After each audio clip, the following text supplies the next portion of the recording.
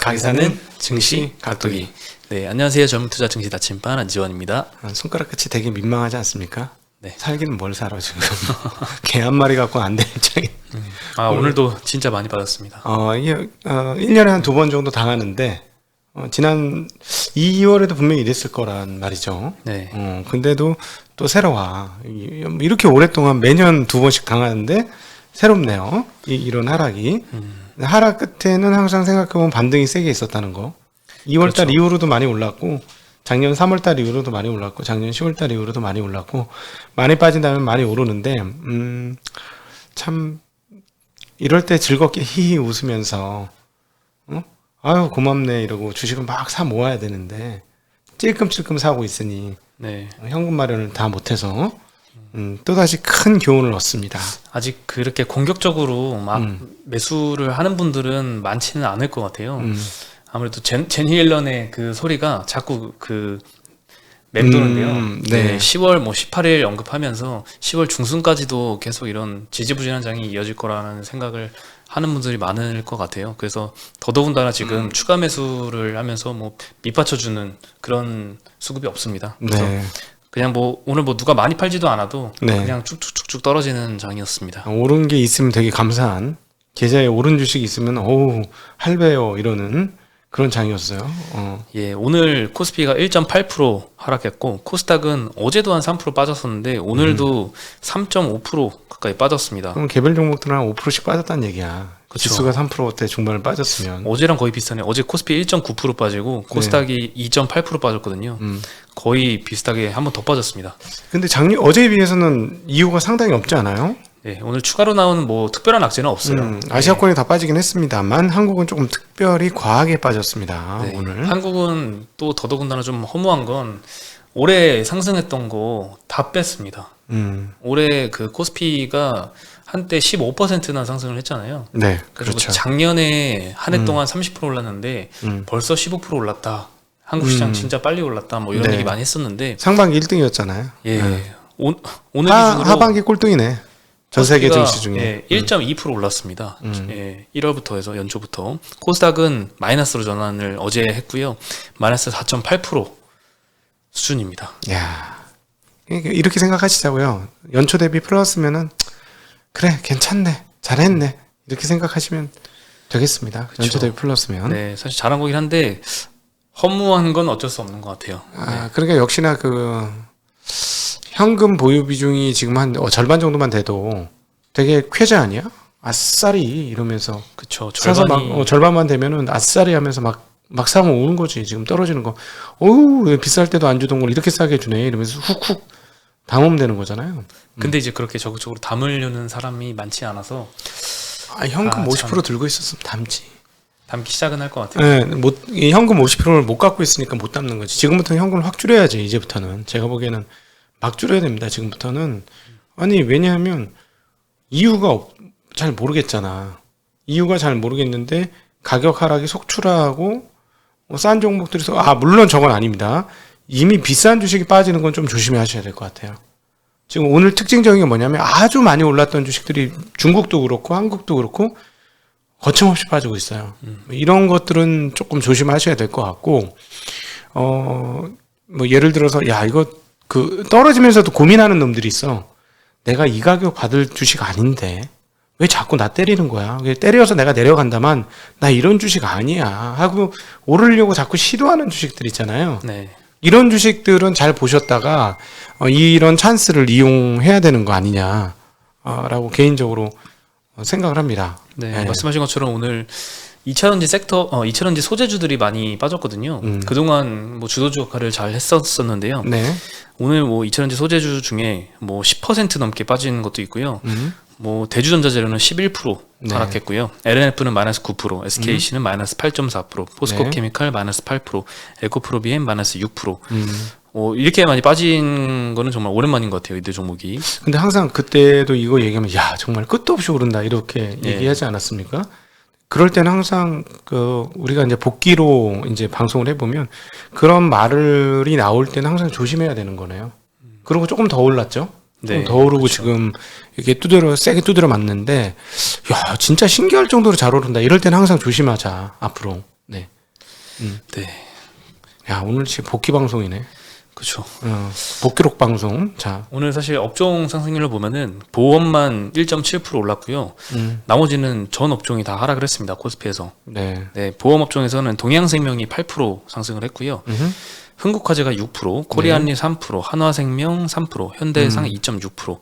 뭐 오늘 금리가 좀 많이 올랐잖아요. 네, 금리가 지금 10년물 국채금리 미국 보면은 1.53? 네, 1.563 정도? 1.563. 1.562 많이 올랐어요. 예, 한국 10년물도 2.38을 1.4예요, 지금은. 2.4. 더 올랐어. 2.4고 미국 30년물도 2.13이고 지금 뭐 독일 10년물도 마이너스 0.2였는데 0.16 마이너스 이렇게 올랐어요. 지금 금리가 상당히 가파르게 지금 오르고 있는 거는 사실이고 원달러가 이렇게 되니까 1,200원에 육박해서 오늘 올해 중에 최저치입니다. 환율 기준으로 1,194원 45전 현재.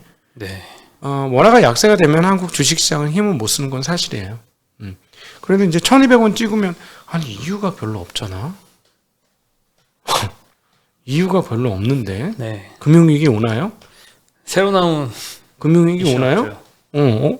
금융위기 안 오는데 금융위기 안 올 건데 그러니까 뭐 이렇게 돼서 근데 오늘 그러니까 이제 이런 걸로 인해서 약세가 됐고 심리도 약해졌고 이거는 알겠는데 그래도 불구하고 막 3.5%씩 빠지는 거는 드디어 장중 반대 매매가 나왔다 또는 반대 매매 회수용 매도가 거칠게 나왔다. 네. 반대 매매를 당하지 않기 위해서 않기 선제로 위해서. 매도를 하는 물량은 좀 많이 나온 것 같고요. 네. 네, 그 정식으로 반대 매매 나가는 거는 이제 장 초반에 원래 나오는 거라서 내일 아침에는 좀 나오는 물량도 있을 네. 것 같아요. 이번에는 나올 것 같습니다. 이번에는 왜냐면 저도 보니까 갑자기 그 오후 뒤늦게 딱 한 분이 저는 신용을 써요. 그 많은 고객 중에 저는 딱 한 분만 신용을 쓰거든요. 왜냐면 저는 하지 말라고 계속 했는데 본인이 그렇게 하죠. 그러니까 사이버로 하시니까 내가 모르는 거죠. 근데 오래된 고객이라서 모시고 있는데 갑자기 2시 반 넘어서 전화가 오는 거야. 이거 신용 반대 안 나게 담보 비율 좀 맞춰주세요. 이렇게 연락이 온 거예요. 네. 맞추다 보니까 이거 안 맞아. 어떻게 되냐면 팔면 더 떨어지잖아요. 얘 때문에. 이 물량 때문에 막 더 떨어지니까 팔아서 현금화 시켰는데 담보 비중이 더 떨어져. 가격이 떨어지니까. 이런 일이 벌어지더라고요. 그래서 사실은 항상 사전에 준비를 해야 되는데 안 쓰는 게 제일 좋고요. 신용을 안 쓰는 게 좋고 사전에 안 그러면 준비해야 되는데 요즘에 오늘같이 이렇게 이분을 보니까 사전에 준비를 함에도 불구하고 다 못 파는 물량들은 내일 나오겠죠. 그러니까 내일이 아마 실제적으로 1차 반대 매매가 나오는 날이다. 그죠? 네. 뭐 시작 효과는 별로 좋지 않게 시작은 할 수 있을 것 그렇죠. 내일은 반대 매매 나올 것 같습니다. 드디어. 그러니까 왜냐하면 중간에 다 처리해서 안 나오게 하거든요. 사전 조치를 하는데 오늘 이렇게 보니까 사전 조치가 안 되는 경우가 발생할 것 같아요. 네. 네. 그리고 오늘 바이오 주들이 어제에 의해서 좀 많이 빠졌고요. 리오프닝 주들이 어제는 좀 상승했잖아요. 네. 오늘 다시 반락을 했는데요. 신규 확진자는 4일, 5일 한 1,500명, 1,600명 수준으로 많이 다운이 됐었는데 네. 오늘 다시 2,000명대를 넘었습니다. 근데 네. 이제 중요한 건 돌파 감염 비율이 굉장히 많이 올랐더라고요. 20%를 돌파를 했었는데요. 9월 첫째 주는 돌파 감염 비율이 한 8.6% 됐습니다. 네. 근데 이제 넷째 주쯤에 한 21% 가까이 이제 올라왔는데요. 돌파 감염이라고 한 거는 이제 백신 접종을 다 하고도 2주가 지났는데 감염이 되는 거죠. 네. 네, 그래서 백신 맞아도 효과가 없네 이런 생각이 들게 만들죠. 네네. 네. 그래서 제 생각에는요, 제 개인적인 뇌피셜로는 네, 한 11월 말쯤이나 12월쯤 되면 사망률을 보고 그럼에도 불구하고 이제 감염돼서 계속 조심하셔야 되겠습니다만은 약간 위드 코로나 어느 정도 해도 되겠습니다라는 식으로 넘어가지 않을까 싶어요. 이 사망률만 떨어지면. 네, 뭐 위드 코로나로 가겠다고는 언급은 했잖아요. 10월 말에서 네. 11월 초쯤. 예. 백신 접종률이 지금 한 55% 정도 맞았는데, 이 2차까지. 네, 2차까지 이 70%를 넘으면은 이제 위드 코로나를 이제 검토를 하겠죠. 네. 네, 다만 이제 돌파 감염 이 비율이 너무 많이 올라가면은 그게 또 지연이 될 수 있어서 걱정이긴 한데요. 네. 일단 어저께 이제 바이오주가 떨어졌던 이유는 코로나 치료제에 대한 기대감이 있으면서 백신주들은 많이 하락을 했습니다. 네. 근데 오늘도 오늘도 그랬고요. 연이어서 떨어졌죠. 이거 조금 분위기 좀 싸합니다. 예. 네, 그렇죠. 뭐 대형주들이 떨어졌어요. 뭐 또 SK 바이오사이언스도 이제 어제 많이 떨어졌는데 오늘 떨어졌고요. 유바이올로직스도 백신 개발하는 업체인데 오늘 또 연이어서 많이 떨어졌습니다.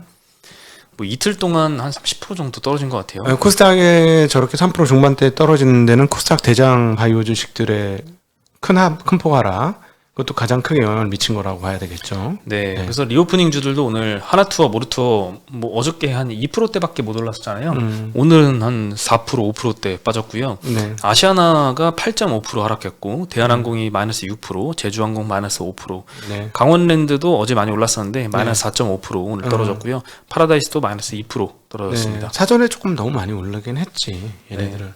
근데 지금 문자가 오더만요. 그 여행사로부터 무조건 출발. 터키 9일 뭐 이렇게 뜨더만. 그렇죠. 뭐 얼마 전까지만 해도 뭐 하나투어나 뭐 이런 직원들이 다 전체 복귀를 했다. 네. 예, 이런 뉴스도 많이 나왔는데 진짜 근데 문자 보니까 가슴이 뛰더라. 가버릴까? 그냥 가버릴까? 다 잊어버리고 뭐 이런 느낌? 사실 지금도 백신 2차 접종까지 다 하고 일정 시간이 지나면 뭐 사이판이라든가 아니 뭐 네. 하와이라든가 이런데 뭐 갈 수는 있잖아요. 네네. 그래서 실제 뭐 예약자들도 많이 올라오고 있는 상황이긴 합니다.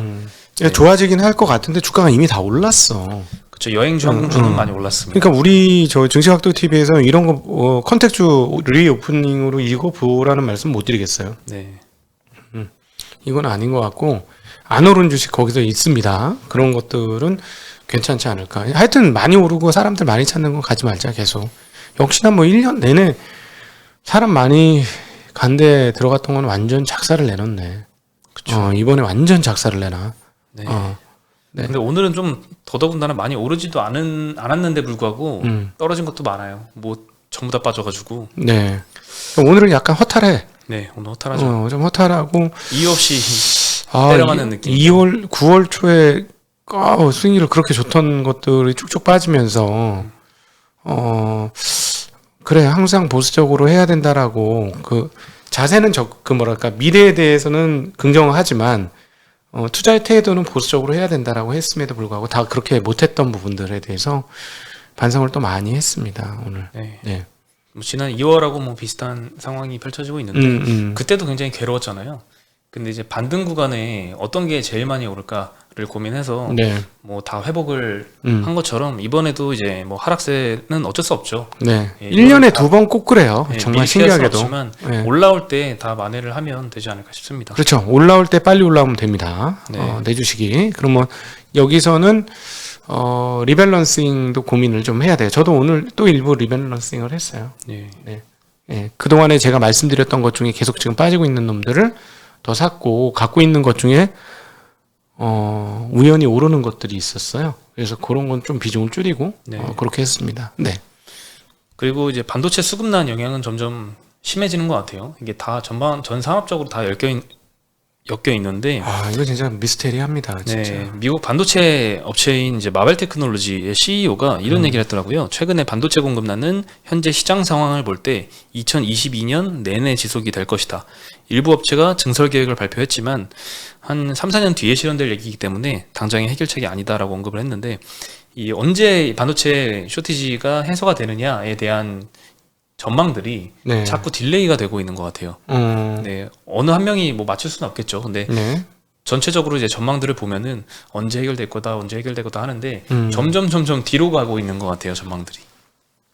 그러니까는 지금 내일 로근창 센터장한테 이거 여쭤보겠습니다. 내일 오시기로 했는데 여기에 암만 해도 이거 같지 않아요? 그러니까는 기본적으로 너무 타이트하게 돌아갔고 공급 잘못했다 뒤지니까 그러니까 증설 잘못했다가 뒤진 기업이 너무 많으니까 네. 증설을 안 하는 게 그냥 일반화돼 있어서 실제로 그 코로나 이거 말고도 이렇게 좀 늘어났는데 그 증설 안 한 거 앤드 일부 이제 동남아라든가 이런 데 묶여 있는 게 있잖아요. 말레이시아나 이런 데요. 그게 이제 같이 겹치면서 이런 상황들이 오고 있지 않느냐. 그건 코로나 영향이겠죠? 동남아 쪽은? 네. 예.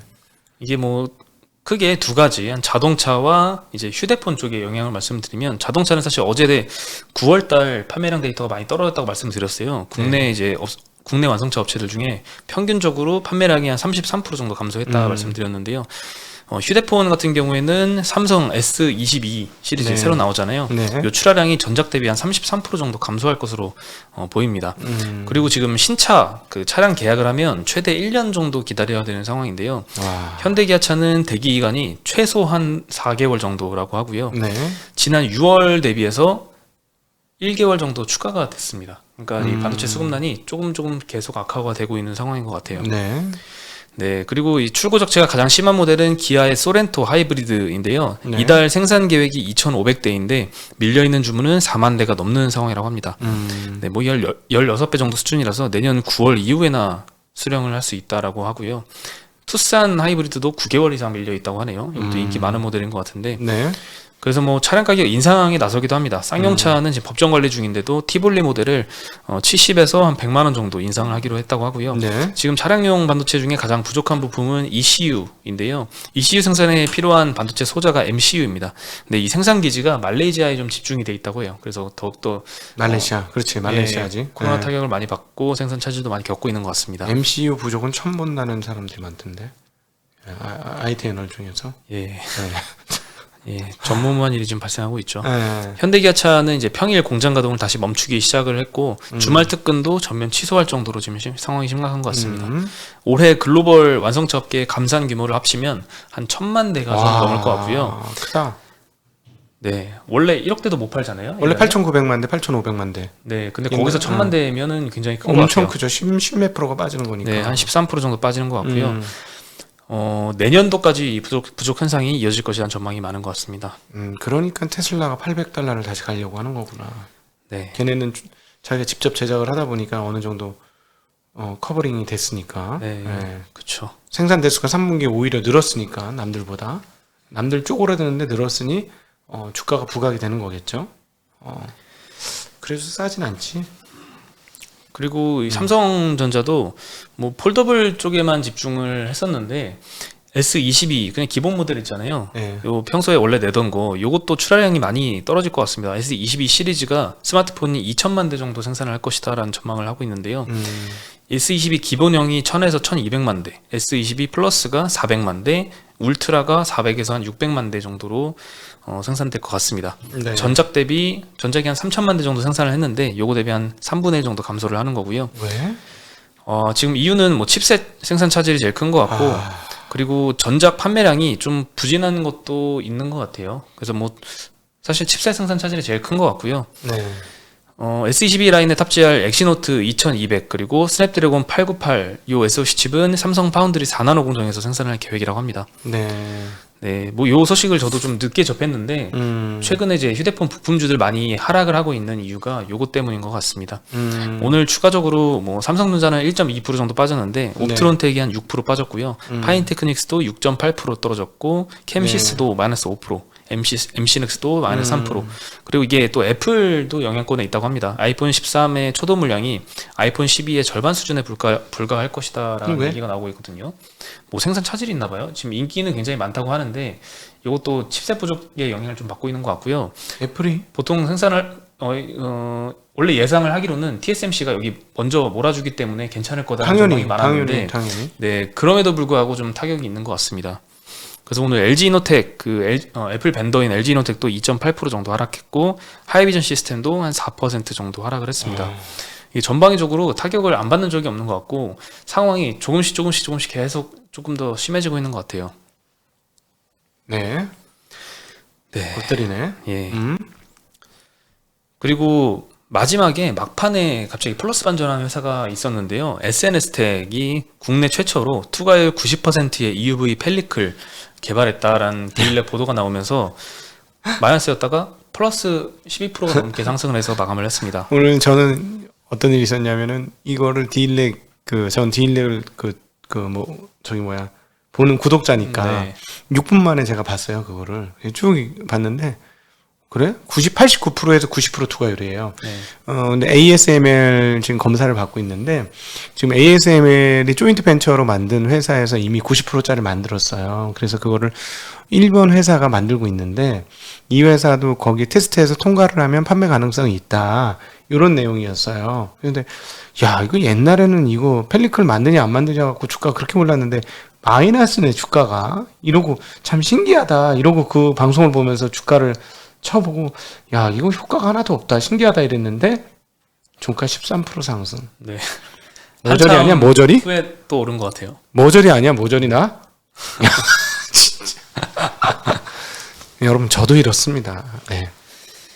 참. 예, 뭐 펠리클이 뭔지 한번 설명을 드리면요. 노광 공정에서 이제 포토 마스크를 먼지로부터 보호하는 필름 형태의 소모성 소재인데요. 네. 기존 그 EUV 공정 이전에 그 불화르곤 공정이잖아요. 네. 요 노광 장비하고 달리 EUV 장비는 빛이 거울에 반사되는 구조라서 광원 손실이 좀 큽니다. 네. 그래서 이걸 줄이기 위해서 EUV 전용 펠리클이 필요한데요. 네. EUV 마스크는 개당 한 개당 수억 수억 원이에요. 정도 하잖아요. 네. 예, 그래서 요거를 막기 위해서 요거를 뭐 하나 뭐 요걸 잘 보호하는 버릴 거지 수 없으니, 보호하는 거. 예. 응. 그래서 펠리클을 이용을 해가지고 네, 사용을 합니다. 펠리클 한 장에 2만 장 쓸 수 있다는 2만 장을 쓸 수 있어서 네. 마스크 손상을 방지한다는 거지. 네. 네.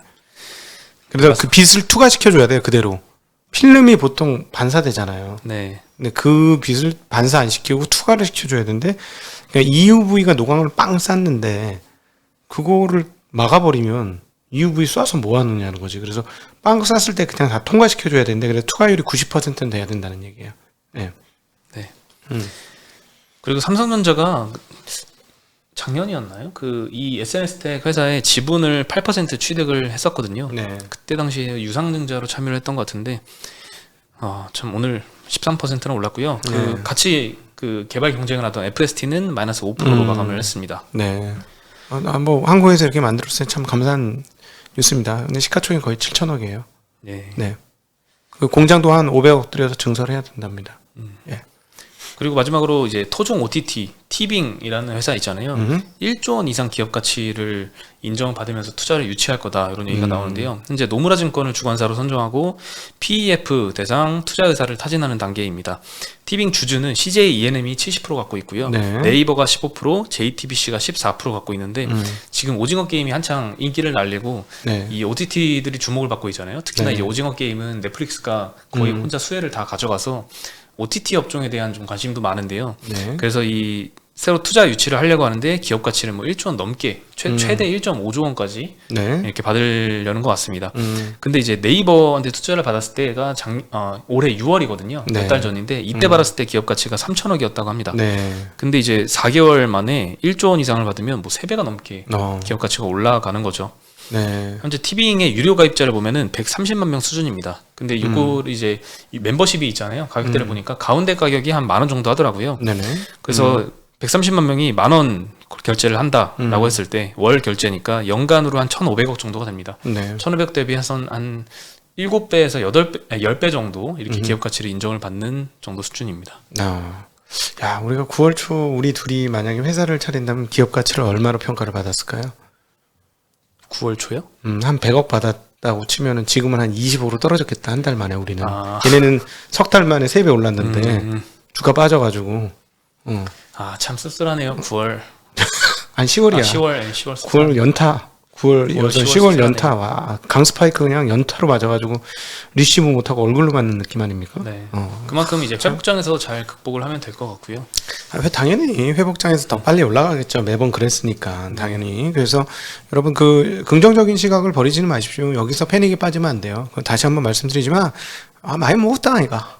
이 정도면 내일 하루 더 묵지 뭐. 이왕 묵은 거 뭐. 빠질 때 확 빠지는 게 좋아.